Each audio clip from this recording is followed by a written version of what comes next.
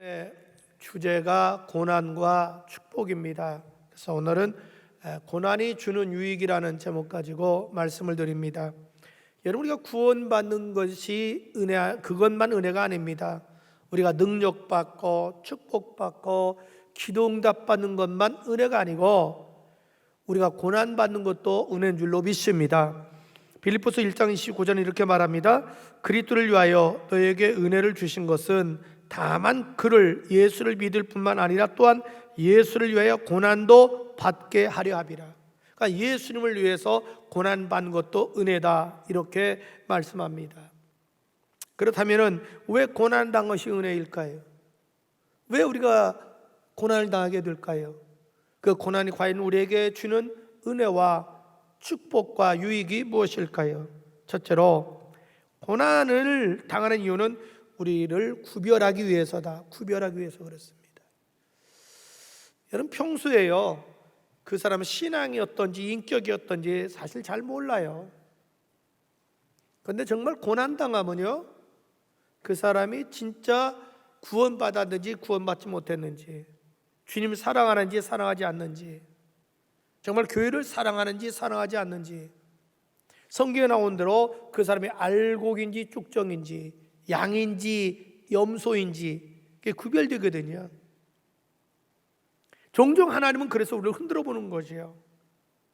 그 사람의 신앙을 테스트해 보는 거지요. 가령 하나님이 아브라함을 이렇게 거기서 시험은 테스트거든요. 테스트해 보잖아요. 네 아들을 모리아 산에서 제물로 바쳐라. 아브라함이 그 시험에 합격하지요. 요한복음 또 6장에 보면 이제 예수님이 벳세다 광야에 계실 때 막 수만 명이 이렇게 모이잖아요.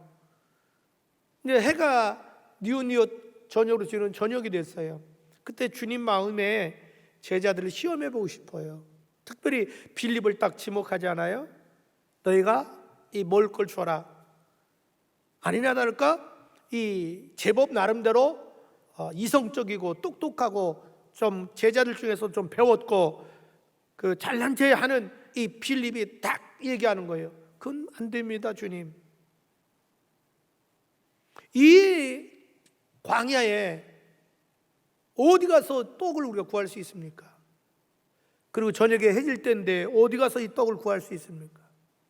그리고 돈도 없는데 어디 가서 떡을 구할 수 있겠습니까? 자기 남편은 굉장히 똑똑한 자였지만 주님의 시험에는 불합격이죠. 아니, 주님이 그걸 몰라요? 지금 여기가 광야인 줄 모르고 저녁인 줄 모르고 지금 당장 와서 떡을 구할 수 없다는 걸 모르냐고요. 그런데 문제는 뭐냐면, 그러면 그동안에 주님 따라다니면서 뭘 배웠냐는 거지요. 주님을 어떻게 인식했냐는 거지요. 주님이 그동안에 기사와 표적과 이적을 행했잖아요. 그걸 보고 즐겼지 그걸 내 믿음으로 받아들이지 않은 거지요. 만약에 주님이 그동안에 기사와 표적과 이적을 행하다는 걸 내 걸로 받아들였다면, 우리 주님은 전지전능하신 주님이시야, 뭘 할 수 있는 분이야, 주님 어떻게 하면 좋을까요? 차라리 물어보잖아요. 물어보면 되잖아요. 어떻게 하면 좋겠냐고. 똑똑한 체 하지 말고. 그게 바로 우리들 모습일 수 있거든요. 지금 어떻게 하면 좋냐고 물어보면 되잖아요. 반면에 안드레는요, 소리 없이 말 없이 주님 말씀 딱 듣자 가보는 거예요. 어디 누가 도시락 가진 사람이 없나. 말 같자는 얘기죠. 그러나 하나는 있어요. 바로 주님에 대한 믿음이 있었던 거죠. 왜? 예수님 쫓아다니면서 그걸 봤던 거예요. 이분은 보통 분이 아니다. 하나님의 아들이다. 이분은 전지전능하신 능력이 있다. 나는 못하면 저분은 할 수 있다. 믿으니까 돌아다닌 거죠. 그래서 가볼까, 어린아이 도시락 있으니까 야, 이것 좀 빌려줄 수 있니? 뭐 말이 오가겠죠. 뭐 왜 줘야 돼요, 아저씨? 내가 저기 계신 저 예수님의 제자인데 예수님이 좀 필요한데 좀 주겠니? 그래요? 그러니까 안드레도 믿음 좋았고 어린아이도 믿음 좋았던 거예요. 그거 가지고 오잖아요.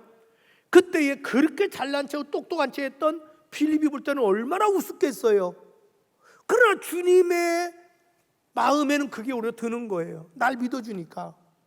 주님은 그는 가지고 오병의 기적을 베푼 줄로 믿습니다. 종종 주님은 이 고난이라는 문제 가지고, 시련과 엮이는 문제 가지고 우리의 현 주소를 정확히 알려줄 때가 많다고요. 평소에 그렇게 믿습니다 외치고 막 믿음 좋은 것 같은데 어떤 일이 딱 있으면 뒤로 물러나거든요. 아니 그거 어려운데요, 안 되는데요. 그러면 자기가 어렵고 안 된다고 그 일이 안 되냐 이 말이죠. 내 말은 그 안 된다고 해서 이 교회가 안 지어지더냐고요. 지어지잖아요. 중요한 것은 여러분, 우리 믿음의 현 주소가 어떻게 되는지 알기 위해서 고난 줄 때가 있다. 그래서 고난은 일종의 테스트예요. 저는 여러분의 고난을 통해서 여러분의 믿음이 인정받는 믿음 되기를 축복합니다. 둘째로, 왜 고난이 우리에게 유익할까요? 신앙이 빨리 성장하기 때문이다. 여러분, 고난 당하는 자체는 굉장히 힘들죠. 어떤 때는 너무 당혹스럽잖아요. 지금 정성윤 집사님도 굉장히 당혹스러운 거예요. 어떻게 갑자기 이런 일이 어째 다른 사람도 아니고 내 아내에게 생기냐는 거죠. 어째 갑자기 이런 일들이 나에게 일어날 수 있냐는 거죠. 여러분, 파도가 치면요 배가 흔들리는 건 사실이에요. 근데 우리가 여행해 보면서 갑자기 이제 여행 중에 파도 치면 막 어떻게 돼요? 본능적으로 두려움을 느끼면서 배를 꽉 잡잖아요. 안전을 위해서. 여러분, 비행기 타고 가다 보면 기류 만날 때가 있잖아요. 그러면 안내방송 나오잖아요. 안전벨트 매시고 안전벨트 꽉 매잖아요. 그렇듯이 우리 신앙인들에게는 본능이라는 게 있어요. 신앙의 본능이라는 게. 그래서 우리가 환난과 시련과 고난을 당하다 보면 처음에는 갈등도 올 수 있고 처음에는 흔들릴 수도 있지만 빨리 정신 차려요. 아, 이거 신호구나. 주님이 사인 왔다는 거죠. 깨어 기도하라는구나. 평소에는 여러분 고난을 당할 때 깨어 있어야 기도해야 돼요. 그 말이 귀에 안 들어와요. 자기하고 관계없어요. 마치 여러분이 평소에는 그 TV에서 드라마 할 때 광고가 나오잖아요. 그 1분에 광고 3개 나온다. 근데 그걸 못 참고 얼른 다른 데 돌린다, 리모컨으로. 그런데 딱 아프면 아 머리 아파, 개보린, 아이고 무릎 관절 한 500년 뭐 이렇게 타가면 뭐 파스 생각나잖아요. 아이고 소화가 안 돼, 위청수. 희한하네요. 평소에 아무리 강단을 외쳐도 그 말이 귀에 안 들어오는데 환난과 시련과 고난 딱 닿으면 아 목사님 그랬지, 고난은 깨어있으라는 신호야, 기도하는 신호야. 그것이 딱 들어와요. 그래서 아이고 안 나오던 새벽기도 나오도 막 기도도 하게 되고요, 또 하나님 의지하게 되고요, 막 부르짖게 되고요. 근데 희한해요. 그러는 사이에 신앙이 다시 일어나기 시작하고 뿌리 내리기 시작하고 깊어지기 시작하고 자라나기 시작해요. 마치 여러분 어린아이들 병치레 하잖아요. 병치레 하면요 힘들어요. 애도 힘들지만 엄마는 더 힘들어. 근데 이상해요. 병치레 한번 하고 나면 그렇게 애가 영리해져요. 아주 똑똑해져요. 그래서 고난은 마치 바람에 날아가는 연구와 같아요. 고난 당하면 더 막 올라가는 거예요. 고난은요 돛단배가 바람이 불으니까 빨리 날아가지, 빨리 가듯이 가는 똑같아요. 여러분 독수리 보십시오. 독수리는 바람을 타고 그 바람을 이용해서 또 날아가잖아요. 우리가 이 하와이 해변이 유명한 이유는 파도가 많이 일어나거든요. 그 윈도 서핑하기가 제일 좋은 거죠. 여러분 바람 불 때 윈도 서핑이 드는 거지 바람 안 불 때 드는 게 아니에요.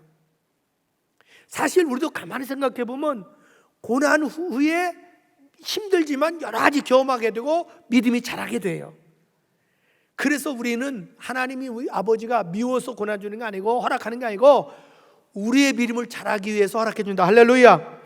그래서 고난 통해서 여러 가지 경험이 많아. 어떤 사람은 막 찬송을 경험해서 고난 당할 때 우리가 찬송을 막 듣고 눈물 흘리고 은혜 받는 경우가 있고요.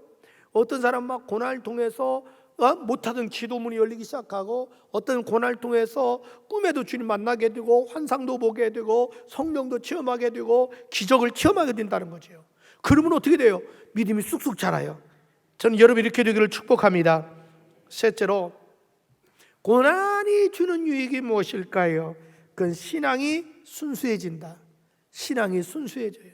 오늘 성경에 금에다 비유했잖아요. 여러분 처음부터 여러분의 손에 끼고 있는 그 금 순금 24K가 되나요? 절대 아니죠. 처음에 산에서 금광에서 캐냈을 때는요 얼마 안 돼요. 다 불순물들이에요. 그러면 불순물들을 다 돌을 먼저 제거해요. 돌을 제거한 다음에 그 다음에 뜨거운 용광로 속에 이제는 그걸 집어넣어요. 그거 집어넣으면 어떻게 돼요? 그거는 돌은 안 녹잖아요. 나중에 녹는 것은 금만 녹는다고요. 그러면 1차 걸러내요. 또 2차, 3차 걸러내요. 그러면 우리가 잘 아는 우리가 18K가 되고 순금 24K에서 99%가 나오는 거예요. 하루아침에 되는 거 아니에요. 여러 번 재련한 결과로 그렇게 되는 거예요. 여러분, 우리가 예수 믿는다고 해서 하루아침에 우리 신앙의 인격의 삶이 거룩해지고 순결해지고 예수님 닮아가나요? 아니잖아요. 우리 예수님도 여전히 내 몸에 내 성깔이 있고 내 고집이 있고 교만이 있고 아집이 있고 전통이 있고 습관이 있잖아요. 여러분, 그런 것들이 쉽게 깨지나요? 안 깨져요. 그런데 안 깨지니까 주님께서는 고난이라는 방망이를 통해서 막 깨트리는 거예요. 막 금을 재련하듯이. 그렇게 깨트리면 나중에 어떻게 돼요? 점점 사람이 순수해져요. 거룩해져요. 할렐루야. 그래서 저 사람 많이 변했네? 이상해요. 고난을 당할수록 많이 변해요. 고난 당하지 않으면 잘 안 변해요. 그래서 여러분, 고난 자체가 힘들지만 거기에서 얻어지는 유익은 상상할 수 없어요. 왜? 나도 모르게 내 속에 잘못된 것들이 다 깨지게 되고 겸손해지고 막 회개하게 되고 은혜를 사모하게 되고 나도 모르게 점점 주님을 닮아가게 돼요. 그래서 사람이 참 순수해져요. 마음도 순수해지고 생각도 순수해지고 신앙도 순수해지고. 어떤 사람은 매사에 삐딱하게 보는 사람들이 있어요. 성격이. 오해는 하지 마세요. 오해를. 되게 장사하는 분들 한데 이렇게 비유도 잘못 오해할 수도 있는데 일반적으로 그렇다는 거예요. 절대로 내가 붙어도 내가 장사할 때 미치고는 안 판다. 아니, 미치고 팔려면 뭐하러 장사해요? 그런데 장사하는 사람들은 자기도 모르게 미치고 판다고 그런다. 그래서 뭘 덤으로 주세요. 그러면 덤으로 주면서 이거 미치고 주는 거예요. 미치고 주는 거예요. 실제 미칠 수도 있지만 미치려고 장사하는 건 아니야. 다 남으려고 장사하지. 그러니까 뭐 장사가 미치고 하는 사람, 뭐 노처녀 결혼하기 싫다는 사람, 노인네가 빨리 죽고 싶다는 거, 그 3대 거짓말이라고 그러잖아요. 근데 우리가 세상에서 너무 속고 살고 그러다 보면요, 사람을 잘 안 믿어요. 그러니까 너무 사람이 잔머리 굴리게 돼요. 근데 그런 사람은 큰 일을 못 해요. 그리고 주님도 기뻐하시 신앙이 안 자라요.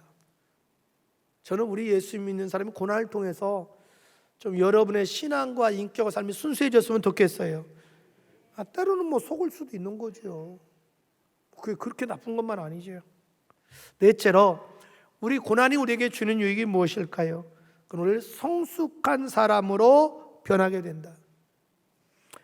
여러분, 고난은 외적으로 막 신앙이 이렇게 자라게 해줘요. 그 다음에 우리를 순수하게 만들어주지만 또 내면 세계를 성숙한 사람으로 만들어준다고요. 성숙한 사람으로. 제가 자주 이용합니다만 저는 고난을 꼭 조각으로 비유하거든요. 여러분, 우리 각 건물마다 이렇게 지나가다 보면 조각상이 있잖아요. 도로에도 공원에 가보면. 그건 누군가에서 만들어졌는데 그냥 만들지 않죠. 처음에는 원석이 왔을 때는 여러분, 원석 볼품이 있나요? 아무 볼품 없어요. 조각가는 그 원석을 딱 보면서 굉장히 본다고요. 그 돌을 유심히 봐요. 우리는 봐야 뭔지 몰라요. 근데 조각가는 그 돌의 결을 알아요. 이 돌의 성질을 안다고요. 기질을 알아요. 그래서 이 돌이 어디로 깨면 어떻게 나가는지 결을 보기 시작해요. 나무도 결이 있듯이 돌도 결이 있거든요. 그걸 유심히 봐요. 그 다음에 자기 형상을 그리기 시작해요. 나를 그린다고 가정하면 내 사진을 옆에 놓고 착 봐요. 어떻게 잡아야 되겠나. 먼저 구상을 하니 설계하는 거죠. 머릿속에 딱. 그 다음에 조각가는 자기 머릿속에 있는 것을 스케치북에 스케치한다고 이렇게 딱 스케치해요. 설계도 그러듯이. 그걸 놓고서 그 다음에 큰 부분, 지금은 좋아졌잖아요. 기계로 자르잖아요. 옛날 기계가 없잖아요. 일일이 정으로 다 쪼는 거죠. 그래서 기계로 자르고 세심한 부분은 일일이 자기 손으로 정으로 쪼기 시작하는 거예요. 그렇게 되면 나중에 아름답고 멋있는 작품이 딱 나오는 거예요. 주님은 우리를 창조하신 분이시잖아요. 그래서 우리의 기질을 알아요. 우리의 성격을 알아요. 우리의 모든 부분을 알아요. 어디로 자르고 어떻게 해야 결이 가는지를 안다고요. 거기에 맞도록 고난을 주는 거예요. 그래서 고난을 통해서 필요 없는 부분을 제거하는 거예요. 여러분, 조각가는요, 필요 없는 부분을 제거하는 거지 필요한 부분을 제거하는 게 아니에요. 필요 없는 부분을 제거하면 필요 있는 부분만 남는 거예요.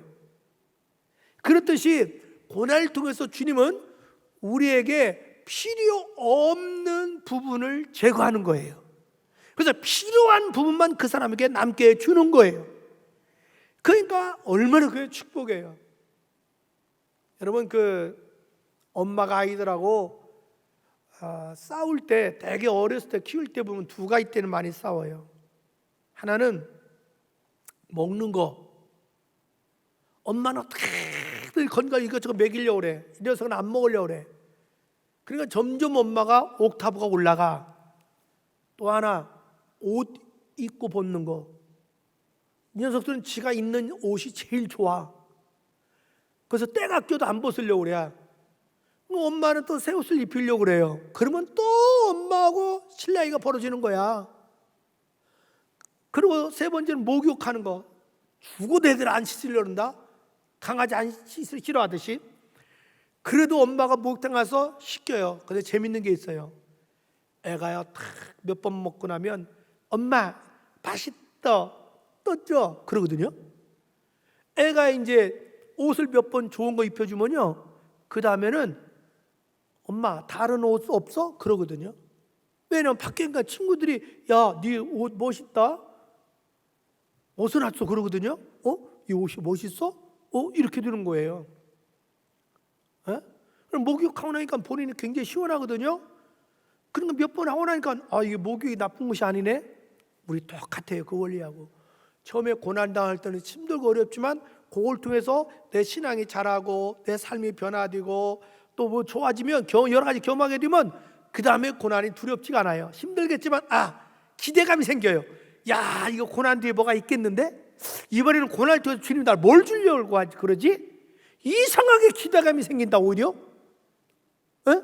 그러면서 내가 속이 꽉 찬 사람이 돼요. 99.9 유행가 있잖아. 속이 꽉 찬 사람 99.9. 그래서 속이 꽉 찬 사람이 된다고요. 마치 배추도 꽉 차고 무도 꽉 차듯이. 그래서 성숙한 사람으로 변화된다. 그러니 고난이 지나면 얼마나 축복이냐. 마지막 다섯째로 고난이 주는 얘기 볼까요? 칭찬과 영광과 존귀를 받게 된다. 오늘 성경에 분명히 그래요. 7절의 끝에 예수님 나타나실 때, 즉 주님이 나타났을 때, 재림할 때, 우리가 부활한 후에 주님이 심판대에 갔을 때 칭찬과 뭐라 그러죠? 영광과 존귀를 받게 된다. 특별히 여러분, 다른 것도 아니고 여러분 신앙 때문에 고난을 당한다면 이건 수지 맞는 장사입니다. 왜?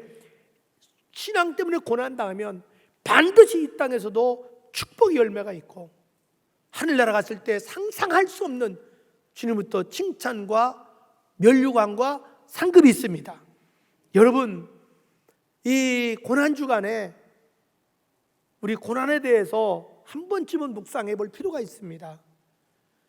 고난이 왔다고 좌절하지 말고 낙심하지 말고 절망하지 말고 포기하지 말고 오히려 고난을 이용해서 독수리처럼 여러분이 자가 교만과 아집이 깨지고 정말 여러분의 하나님의 인정받는 신앙이 되시고 신앙이 자라시고 속이 꽉 차시고 순수해지시고 주님부터 인정받고 여러 가지 경험하고 축복받는 이 고난이 되기를 주의 이름으로 축복합니다.